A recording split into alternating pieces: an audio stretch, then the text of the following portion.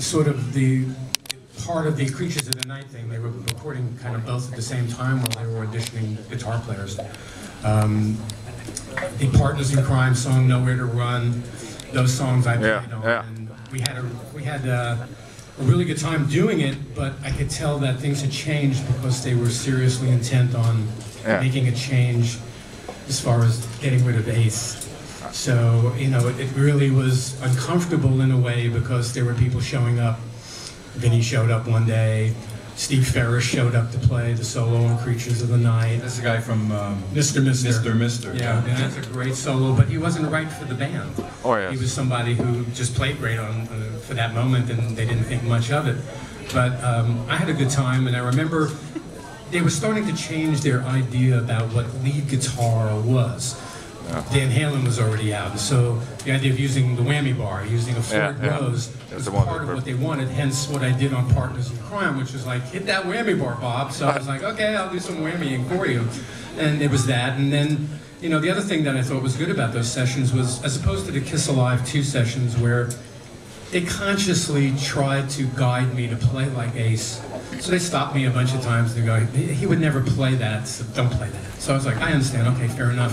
Whereas by the time we got to the Kiss Killer stuff, Unleash, just do whatever you feel, hence Nowhere to Run with all those overbends and all of that stuff, which Ace never did. Yeah. They were less concerned about somebody going, wait a minute, that's not Ace, than they were on Kiss Alive 2. But by that time, honestly, the situation had deteriorated to the point where I had to say to both of them, do me a favor, next time, just get my brother. Okay. Okay, thanks. You know, he was right when thank you. And when I went and did Animalize, when I was doing ghost guitar work for a little bit of Animalize, you know, it was important. Bring the guitar with the Floyd Rose. They were very impressed by that. You know, they wanted that. Although years later, of course, it was back to let's not use that. You know, right, back to the classic Kiss, which never used that, of course. Yeah. And Bob, you played also in the Creatures sessions. Nothing that was used on the record. I did play a couple of solos on a couple of the songs, and they wound up not using them, so that was another sign that I had worn out my welcome. Yep. Okay, hi guys. Hi. This one's for Bruce. Yes. You still owe me $20. Seriously. No. What'd I do? Well, you gotta get in line, he still owes me $20. The question is... What am I, a bank? The Bank of Kulick. Anyway, when Eric Carr got ill, do you think that Paul and Gene treated him fairly?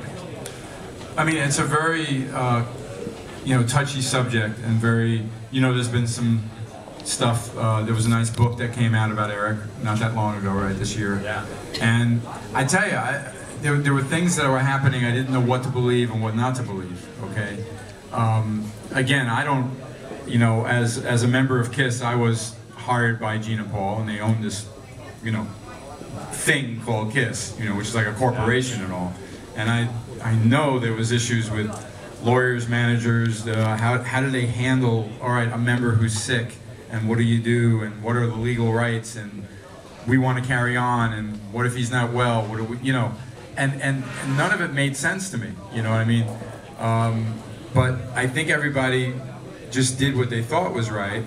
At the time, again, I don't think I knew everything, so it just felt weird. So I'd hear one thing from Gene and Paul, and I'd hear a different thing from some people close to Eric or the family, and I was just, and then I realized at one point, even when Paul mentioned to me, you know, that, look, don't believe everything you hear, you know, and then I'm realizing I can't get in the middle of this. I don't know what's happening.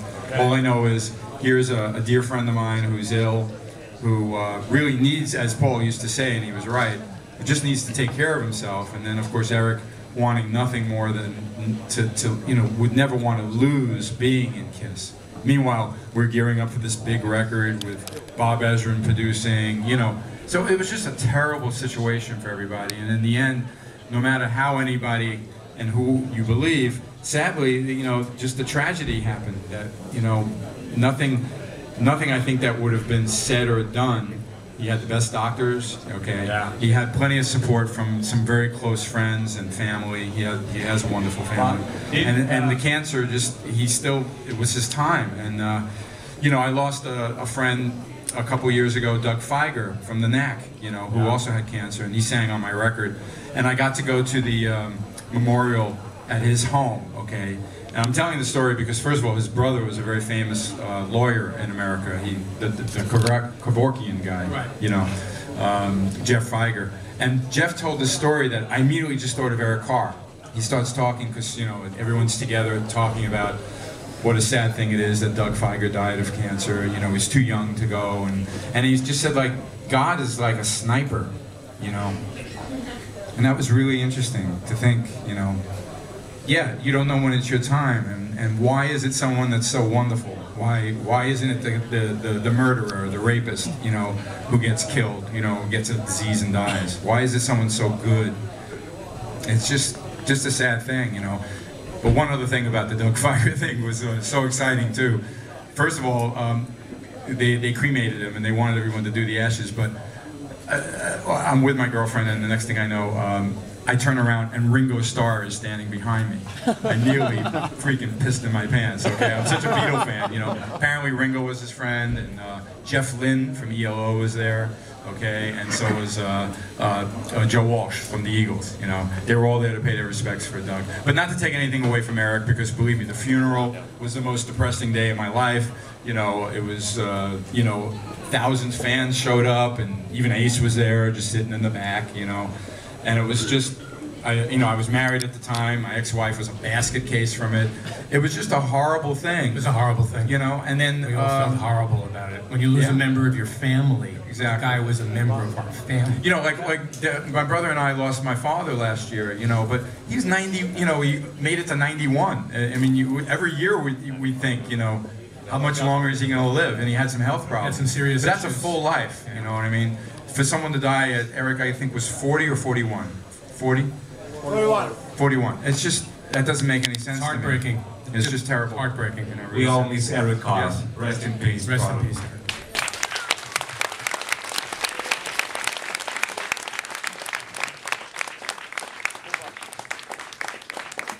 Hello, guys. Hello. They ask Nice what you have a kids plan, record or something, bands. What you are thinking? What are you gonna do next? Oh, you're asking me? Yes, yes. Well, as you know, I'm a record producer. Okay. I have several records in production right now.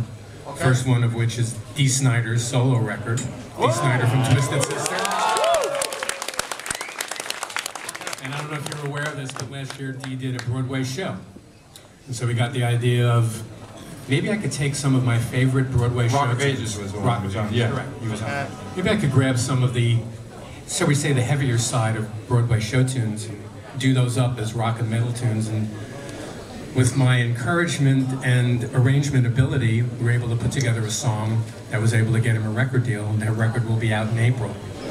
And it's going to be a really great record. Rudy Sarzo's playing on it, I'm playing on it, and my partner Brett Chasen, who also plays drums, who's my co-producer engineer, he's also playing on it. So, and Doug Katsaris, the keyboard player that I work with in Balance. So this is something really special.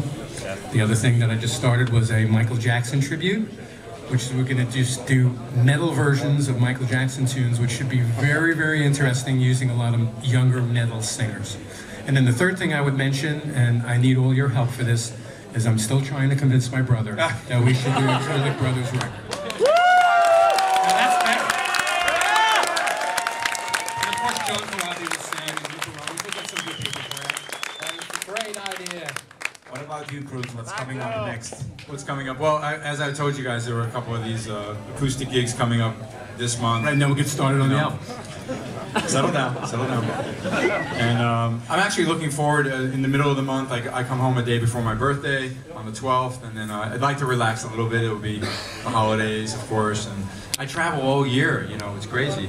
I just found out from American Airlines that I've flown 1 million miles. You know, Boy, are his arms tired. no, it makes my ass hurt. You're realizing I've been sitting in planes since 1986 for 1 million miles. But so I'm looking forward to being home for about a month. The NAMM show comes up in LA in January, and I do have some sort of jam thing over at the Key Club on Sunset Strip with Uli John Roth and Richie Kotzkin. And then Grand Funk actually is starting some dates, okay? ESP